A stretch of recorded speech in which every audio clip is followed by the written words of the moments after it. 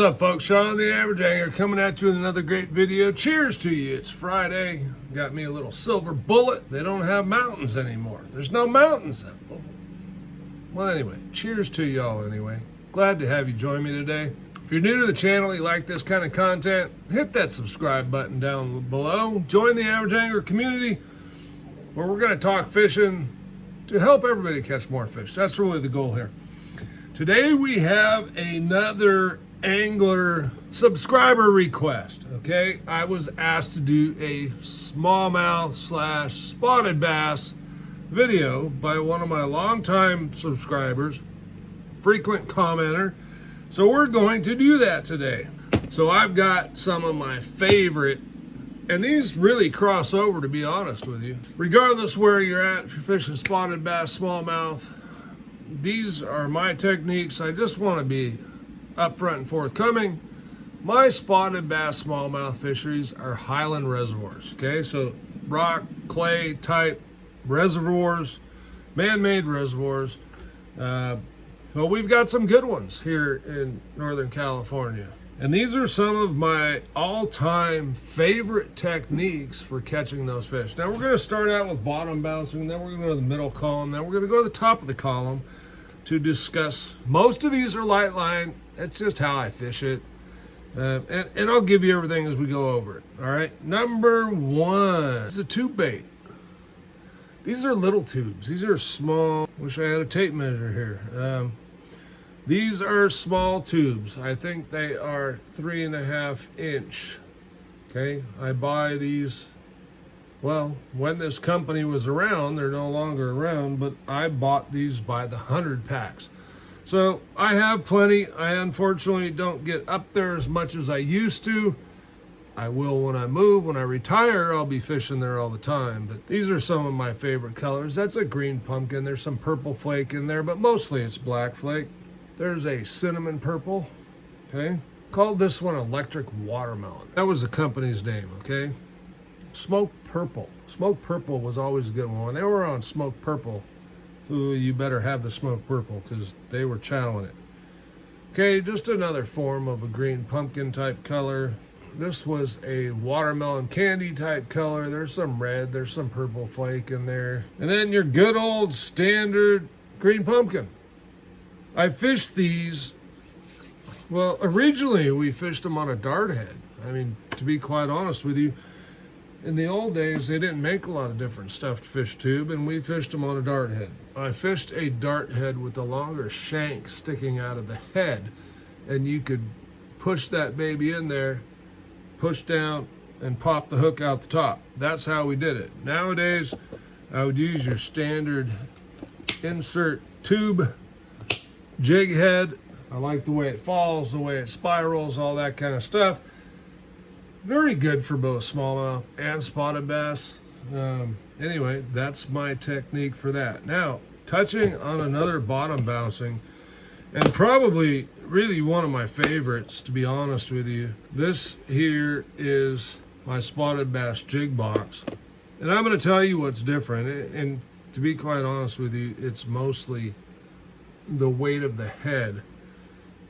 And these are all going to be 3/4 and 1 ounce, and to be honest with you, most of them are Bass Patrol jigs. Look at this, huh? Do you guys see the price on the back of that? $1.99. Okay, 3/4 ounce, and pretty much everything I have here is, a lot of these I tied, but a lot of these are Bass Patrols. This one I happen to tie. I can tell because it's round rubber. Although Bass Patrol did make some round rubber ones. They're pretty much going to be green pumpkin watermelon, green pumpkin purple, various colors like that. There's another one that I tied.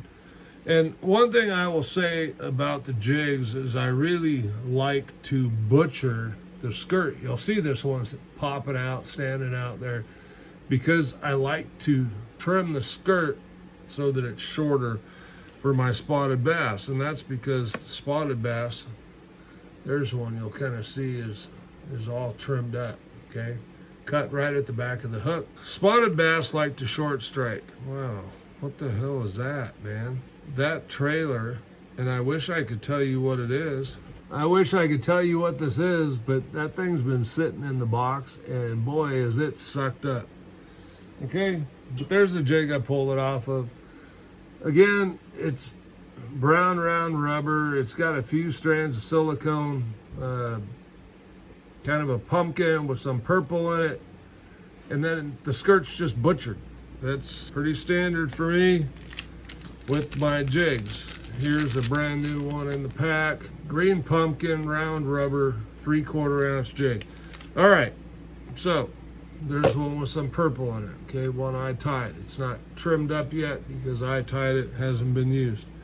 I almost always fish those with the Yamamoto twin tail trailer. With spotted bass, if you guys know, you know. Spotted, very tough fish to pattern, yet they're not. Okay, if that makes any sense at all. What I mean by that is you can't just go out and say, oh, it's fall, this is where they're going to be. No, that doesn't work. The way you can pattern them is go out and you figure out where those bigger fish are, and then you can run around the lake and you can do that. That's a great way to catch them. One thing that I found is spotted bass, for some reason, love heavier jigs, okay? And then the tube bait, and you'll see my title on this, Spotted Bass Tubes. Pretty simple. I like to power fish, and to me these are power fishing. Okay, I'm throwing the tube, can be either bait caster or spinning rod. Nowadays I'm going to throw it on a spinning rod. The jig is definitely on a casting rod, but it's on 10-pound fluorocarbon. Then, well, let's do the top, because I have them sitting right here and I'm gonna have to get up and go get the other one. All right, one of my #1 all-time spotted bass bait, especially for big fish. This is a big fish killer if I can get them unhooked. This is the Vixen. And I don't know what it is about the Vixen, something about the sound. Look, we messed around with a lot of different baits over the last 30 years for top waters for big spotted bass. The Vixen is probably the #1 winner. There was a period of time where there was a lure company called Boing, B-O-I-N-G. Here's the new Teckle, by the way. And there you'll see the little insignia on the head right there by my finger. Okay, it's a Vixen. So I'm told by all my viewers. Boing had this really interesting topwater lure that, I don't know, man, they spotted bass came unglued on it. They loved it. And you can find little oddities with spotted bass. And it's not one fish. It's like they really key in on it. And I kind of think smallmouth are the same way. But we're going to get to the sleeper pattern for the smallmouth and the spotted bass here in a minute. We just skipped over it because we got into topwater. But this is another one that I'd really like to put to work on the spotted bass, and that is the Megabass Giant Dog X. Okay, it's really not that giant. Matter of fact, it's not even noisy. It's pretty quiet and subtle. But that is a bait that makes me think spotted bass, okay? Especially on a calm day, that Giant Dog X just works so smooth. And you know, there's a lot of other big top waters. You know, you can use #1. They love chartreuse, so I would probably, if I was going out today, I would use that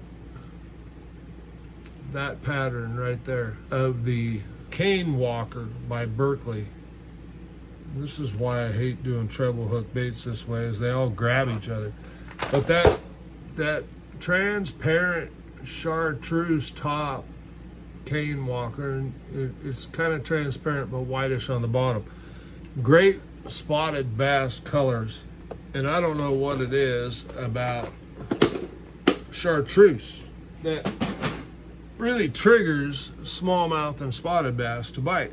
Kicks in their aggressive nature, if you will. So that's always a good one. Now, I don't want to keep you guys here too long. It's Friday, so let's go grab our final bait. All right, and there's a lot of different ones you can use for this. It's not a brand specific thing. It's more of a style type thing. And that's going to be crankbaits. And in this instance, with smallmouth and spotted bass, we're not fishing crankbaits through the middle of the column. Well, we are fishing them through the middle of the column. We're not worried about banging bottom. These are to catch suspended fish. And there's a ton of really good ones. And of course, since I want to pull these out, they're all going to grab each other and be a pain in the butt. I'm typically going to go with bait fish patterns for this. There's one there. Okay, that is a Berkeley Dredger 14.5. Okay, perfect example right there. Or something I'm probably going to throw in 25 to 30 foot of water. I'm looking at those suspended fish, and this is, if you have forward-facing sonar now, you can target those fish with minnows, but there's just something about the crankbait. We've been doing this for years. 14.5. Rapala balsa baits, the DTs. The Rapala DTs have always been fantastic for that. And something about, there's another one of those Dredger 14.5s, okay? Something about that smaller body size that preys on smallmouth and spots. This one is a 5XD. That's about as big as on the body as I want to go. You're going to get a pretty good diving depth out of that. And that first one I showed you is the OSP. Very small body. This one happens to go 12 feet. I'm pretty sure they have some to get in that 14 to 16 foot range. I really like to fish these through the suspended fish. Multiple things to talk about there, okay? Number one, those tend to be your biggest fish, are those suspended fish. They hang out in the middle of the water column, and I don't know what they're doing there. I just know when you can catch them, those tend to be the biggest fish in your bag. Now, there's a lot of other great baits, and I don't want to make it sound like this is all you can use. Spotted bass, smallmouth, they're a beast, okay? These are just some baits that I really like to use. The tube just always gets bit. The big 3/4 and 1 ounce jig, I don't know what it is. All I do typically is drag that sucker behind the boat, and big ones eat it. It's stirring up a lot of mud. I don't know. It preys on their natural instinct. The top water is top water, right? Don't need to say a whole lot about that. I'm still doing the same thing with that top water that I'm doing with the crankbait. I'm fishing for suspended fish. Okay, the top water, you're just pulling them up to the top. With the crankbait, typically when the sun gets higher and those fish don't want to come up anymore, you can fish that crankbait through them, and a lot of times get them to react. All right, hopefully this winter, fall, I can get up and do some spotted bass / smallmouth fishing. Most of it's going to be spotted bass. There's smallmouth where the spots are. It's just they're so much more aggressive. I wish we had more smallmouth fisheries here. We've got smallmouth fisheries. They're just not a primary target. That said, my biggest spot is an 8-pound, 2 ounce spot that I caught on Lake Berryessa. It was in a tournament. It is on record. Caught it in 2 foot of water, and I believe it was February. Okay, tank.